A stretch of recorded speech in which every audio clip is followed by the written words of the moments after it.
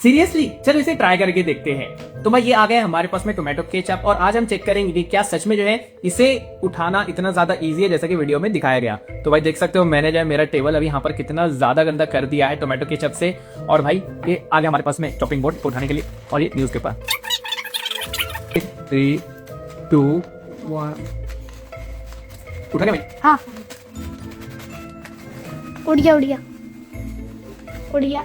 ओ भाई साहब, दोस्तों आप देख सकते हो कि भाई ये जो हैक है इसने 101% काम किया है। देखो यहाँ पर एक भी बूंद जो है टोमेटो केचप की नहीं बची है भाई, क्या बात है।